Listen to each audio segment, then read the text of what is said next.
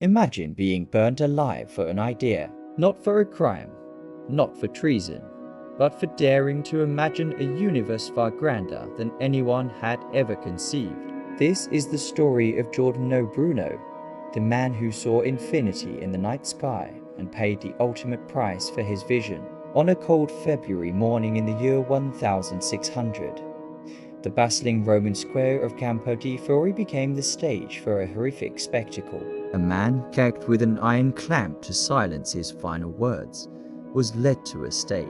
This was Giordano Bruno, a former Dominican friar, a philosopher, a visionary, and in the eyes of the Holy Inquisition, a dangerous heretic. His sentence, death by fire. But what was his crime? What radical, unforgivable belief led him to this terrible end? Bruno dared to suggest that our world was not the center of everything. He looked at the stars and saw not just twinkling lights in a fixed celestial dome, but countless other suns, just like our own. And if they were suns, he reasoned, then they must have their own planets orbiting them. And on those planets, perhaps, there was other life, other worlds, other civilizations. He proposed a universe that was infinite, boundless, and teeming with possibilities. Today, we launch telescopes into space to find exoplanets, and the idea of an infinite cosmos is a cornerstone of modern astronomy.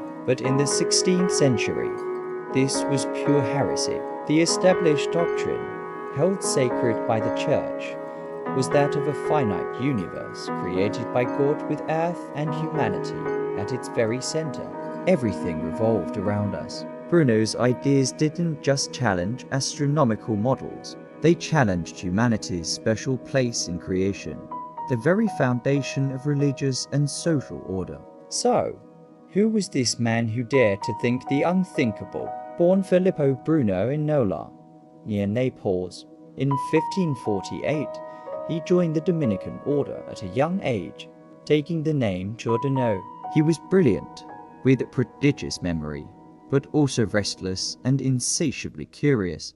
He devoured books, not just on theology, but on philosophy, magic, and the burgeoning science of his day. He found the strict confines of the monastery stifling. His mind was a universe of its own, and it couldn't be contained by dogma. He began to question core tenets of the faith, and soon, his unorthodox views attracted the wrong kind of attention.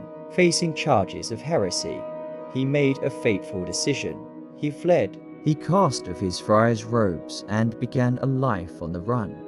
For the next 16 years, Bruno became a wandering scholar, a philosophical nomad journeying across Europe. He went to Geneva, Paris, London, and various German cities, teaching, debating, and writing furiously. He was a charismatic, if often abrasive figure. He could hold audiences spellbound with his powerful rhetoric and dazzling memory. But he also had a knack for making powerful enemies. He debated with the scholars at Oxford, served in the French embassy in London, and tried to win the patronage of kings and princes. All the while, he was honing and spreading his revolutionary cosmology. Bruno's ideas were an explosive expansion of the work of Nicholas Copernicus, who had proposed a heliocentric model that the Earth revolved around the Sun. While Copernicus kept his model within a finite sphere of stars, Bruno shattered that sphere. He argued that if Copernicus was right and the Earth was just another planet, then our Sun was just another star. The logical leap was breathtaking. The universe must be infinite, with no center and no circumference. Our solar system was not unique, but one of countless systems scattered through an endless void. This wasn't just astronomy for him. It was a profound spiritual and philosophical belief. An infinite universe, he argued, was the only creation worthy of an infinite God. To limit the universe was to limit the power and glory of the Creator. In his mind, science, philosophy, and a mystical form of spirituality all pointed to the same magnificent truth. But this truth was a dangerous one. After years of wandering, a sense of homesickness, or perhaps a fatal overconfidence, led him back to Italy. He accepted an invitation from a Venetian nobleman named Giovanni Mocenigo, who wanted to be tutored in Bruno's arts of memory and invention. It was a trap. Mocenigo, either disappointed by Bruno's teachings or genuinely horrified by his heretical statements, denounced him to the Venetian Inquisition in 1592. Bruno was arrested. At first, it seemed he might be able to talk his way out of it, as he had done before, but a far more powerful entity had its eyes on him: the Roman Inquisition. They demanded his extradition, and Venice, despite its tradition of independence, eventually complied. In 1593, Giordano Bruno was transferred to the dungeons of the Holy Office in Rome. Here, he would spend the next 7 years. 7 years in a dark cell, subjected to grueling interrogations, his spirit tested against the unyielding power of the church. His trial was a long, drawn-out affair. The inquisitors listed his heresies: his belief in an infinite universe and innumerable worlds, his questioning of the Trinity, his unorthodox views on the soul. They wanted one thing: a full and public recantation.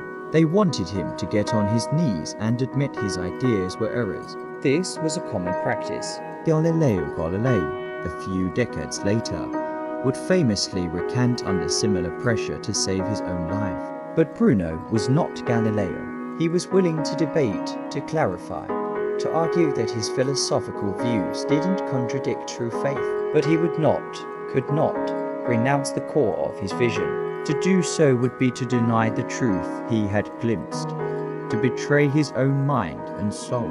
His defiance sealed his fate. In early 1600, the verdict was delivered. He was declared an impenitent, pertinacious, and obstinate heretic. The sentence was to be delivered without the shedding of blood, the cynical church euphemism for being burned alive. It was at this moment, facing the judges who had condemned him, that Bruno uttered the words that would echo through history. With astonishing courage, he looked them in the eye and said, "Perhaps you, my judges, pronounce this sentence against me with greater fear than I receive it."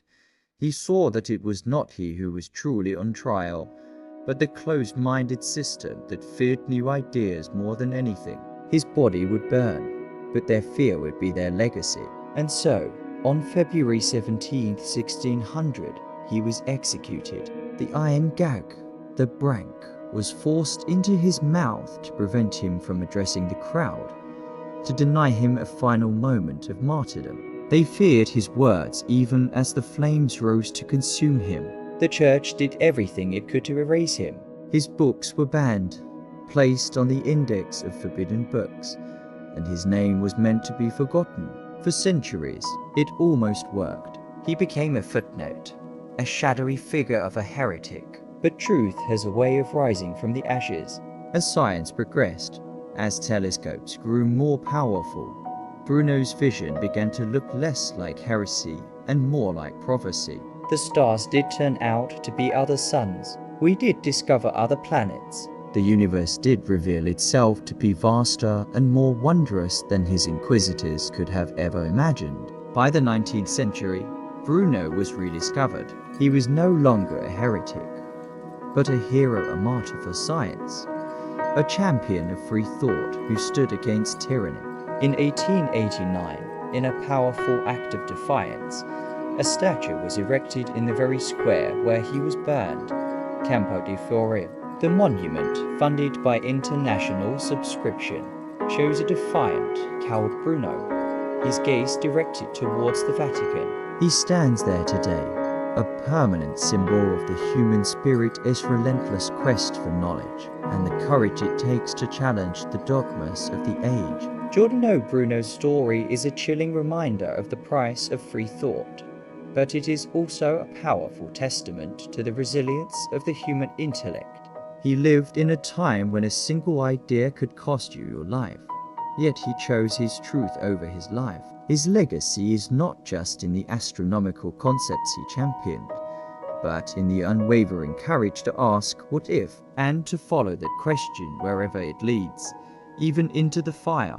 Thanks for watching. If this story moved you, Consider subscribing for more journeys into the lives of those who dare to change our world. See you next time.